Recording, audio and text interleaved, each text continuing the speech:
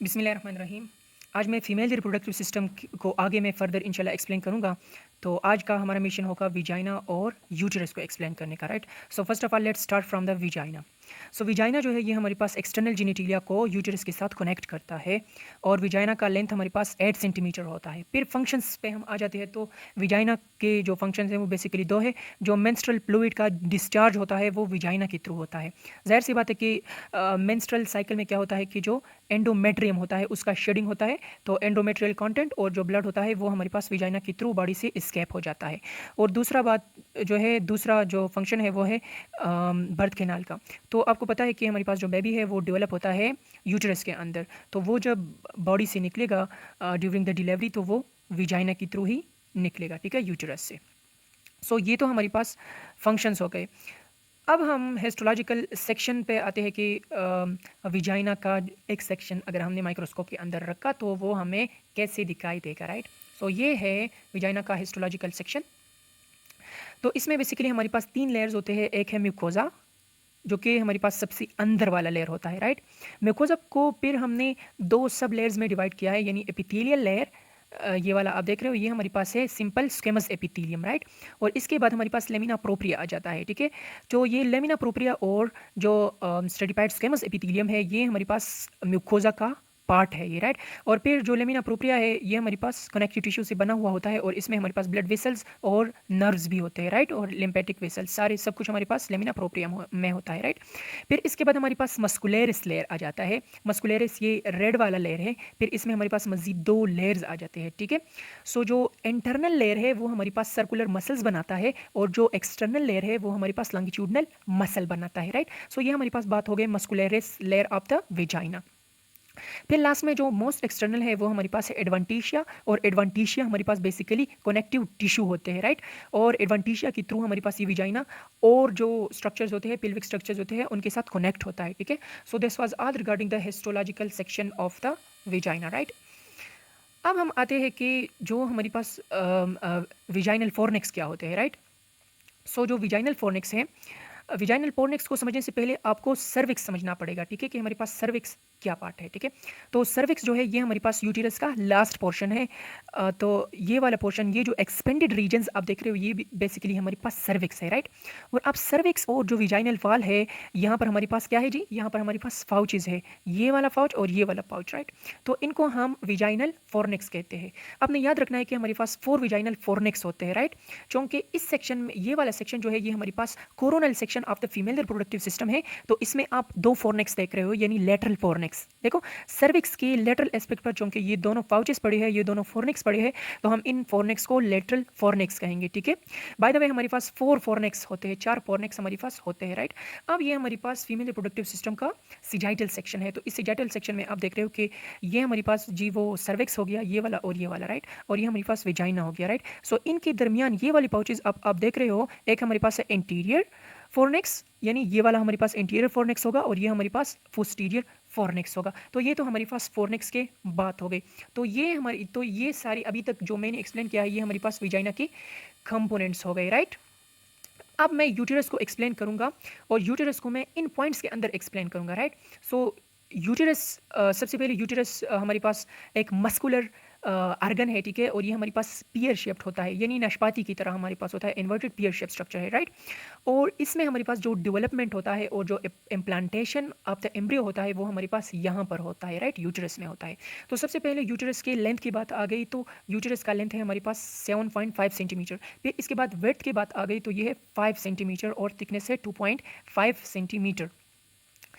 4th point है हमारे पास parts of the uterus. तो 3 पार्ट्स है हमारे पास, यानी फंडस, बॉडी और सर्विक्स। फंडस ये वाला अपर प्रोजेक्टेड पोर्शन है, ये वाला पोर्शन इसे हम कहते हैं फंडस। फिर हमारे पास ये वाला पोर्शन यानी यहाँ से लेकर यहाँ तक ये वाला पोर्शन जो हो गया इसे हम कहते हैं जी बॉडी ऑफ द यूटेरस। और बॉडी ऑफ द यूटेरस में हमारे पास इम्प्लांटेशन होता है और एम्ब्रियो हमारे पास यहाँ पर डिवेलप होता है। ये normal site of the implantation है, right, body of the uterus, right. फिर इसके बाद हमारे पास सर्विक्स आ गया, राइट। तो मैंने आपको पहले बताया है सर्विक्स के बारे में कि सर्विक्स हमारे पास last portion of the uterus होता है, राइट।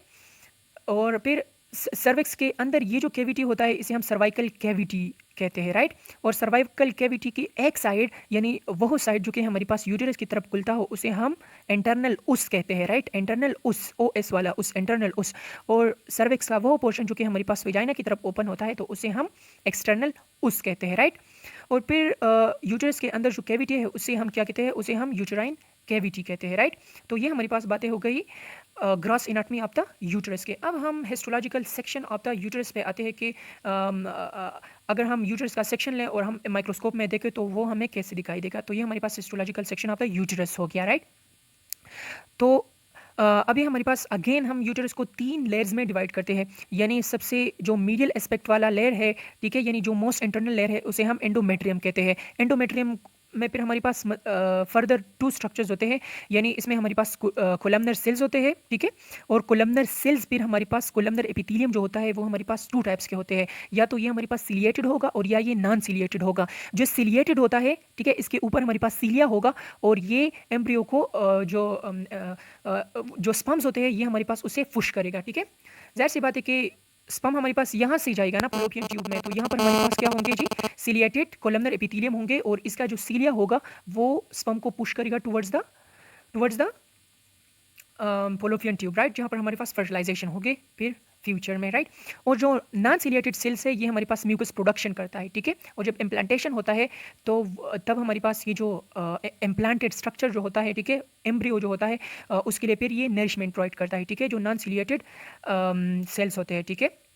फिर इसके बाद हमारे पास लेमिना प्रोप्रिया आ गया। लेमिना प्रोप्रिया हमारे पास वही है जो कि वो पॉइंट्स मैंने आपको पहले बताई विजाइना की लेमिना प्रोप्रिया में कि ये हमारे पास कनेक्टिव टिश्यू से बना हुआ होता है। उसमें हमारे पास ब्लड वेसल्स होते हैं, कनेक्टिव ब्लड वेसल्स होते हैं और नर्व्स हमारे पास होते हैं और लिम्फेटिक वेसल्स होते हैं। फिर इसके बाद हमारे पास जो नेक्स्ट लेयर है इसे हम क्या कहते हैं, इसे हम मायोमेट्रियम कहते हैं। मायो वैसे भी मसल को कहते हैं, ठीक है।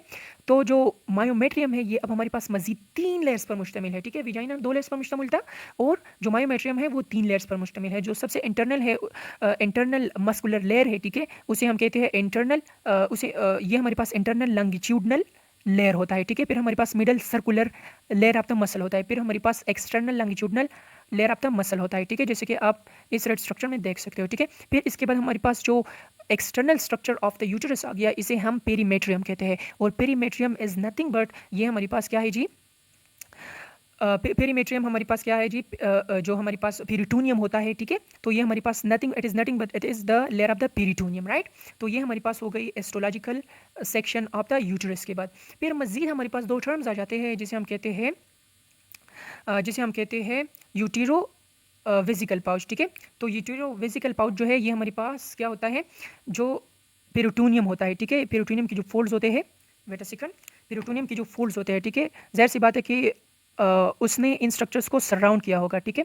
सो अब हमारे पास क्या होता है कि जो यूटेरो वेसिकल पाउच जो है, ठीक है, ये यानी यूरिनरी ब्लैडर और यूटेरस के दरमियान जो इसने एक पाउच बनाया होगा, ठीक है, इस पेरिटोनियम ने, इसको हम कहेंगे यूटेरो वेसिकल पाउच, ठीक है। इसी तरीके से हमारे पास जो विजाइना है उसके दरमियान और रेक्टम के दरमियान भी हमारे पास एक पाउच होगा पेरिटोनियम का, उसे हम क्या कहेंगे, इसे हम रेक्टो विजाइनल पाउच कहेंगे, ठीक है। इसके बाद हमारे पास मजीद 2 टर्म्स आ जाते हैं, यानी एंटीवर्जन और एंटीप्लेक्शन।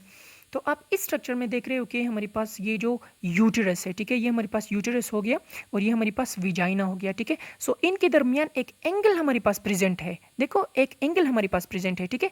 सो ये हमारे पास 90 डिग्री एंगल है, यानी ये यूटेरस हो गया और ये वेजाइना, ठीक है। सो ये जो 90 डिग्री एंगल है इसको हम कहते हैं एंटीवर्जन, ठीक है, एंटीवर्जन। और अब एंटीप्लेक्शन क्या चीज़ है, ठीक है। तो एंटीप्लेक्शन जो है ये हमारे पास जो अब बॉडी ऑफ द यूटेरस हो गया और जो सर्वेक्स है इनके दरमियान अब एक एंगल प्रेजेंट होता है, ठीक है। इस एंगल को हम कहते हैं एंटीफ्लेक्शन, right. So this was the part 2 of the female reproductive system और इंशाल्लाह आगे भी फीमेल रिप्रोडक्टिव सिस्टम पे वीडियोस आएंगे जिनमें मैं फलोपियन ट्यूब और ओवरीज को एक्सप्लेन करूंगा, ठीक है। So thank you so much for watching the video. अगर आपको वीडियो अच्छा लगे तो चैनल को ज़रूर सब्सक्राइब करना। Thank you so much for watching the video. अल्लाह हाफिज़।